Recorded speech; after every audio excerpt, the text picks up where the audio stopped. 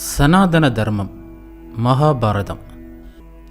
குறைந்த சக்தியும் பலமும் கொண்டு ஞானமற்று பேராசையும் முட்டாள்தனமும் கொண்டு பாவச் செயல்கள் செய்யும் மனிதர்கள் அலட்சியமான வார்த்தைகளை சொல்லி தீயவர்கள் கொடுக்கும் பரிசுகளை பெற்றுக்கொள்வார்கள். ஓ குந்தியின் மகனே, பூமியின் மன்னர்களின் இதயம் ஞானமற்று பாவத்திலேயே லயித்திருக்கும். அவர்கள் தங்கள் ஞானம் குறித்து கர்வமாக பேசி ஒருவரை ஒருவர் கொல்ல விரும்பி சவால் விடுவார்கள்.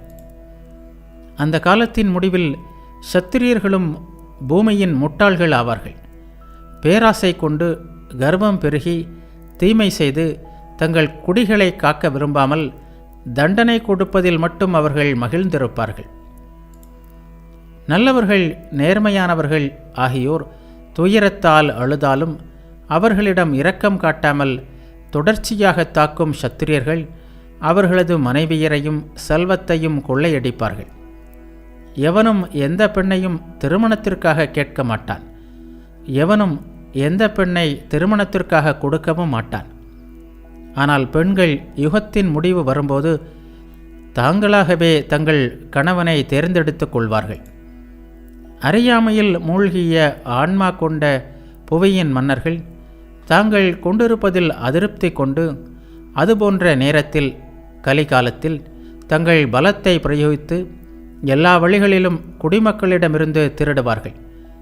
சந்தேகமற முழு உலகமும் மிலேச்சமயமாகும். யுக முடிவின் போது வலக்கை இடக்கையையும் இடம் வலக்கையையும் ஏமாற்றும். போலி புகழ் கொண்ட கல்வியாளர்கள் உண்மையை சுருக்குவார்கள். முதியவர்கள் புத்தியற்ற இளைஞர்களையும் இளைஞர்கள் மனத்தளர்ச்சி கொண்ட முதியவர்களையும் வஞ்சிப்பார்கள். கோழை வீரன் என்ற போலி புகழ் பெற்றிருப்பான். வீரர்கள் கோழைகளைப் போல உற்சாகமற்று இருப்பார்கள். யுக முடிவின் போது மனிதர்கள் ஒருவருக்கொருவர் நம்பிக்கையற்று இருப்பார்கள். பேராசையும் முட்டாள்தனமும் உலகம் முழுவதும் இருக்கும்.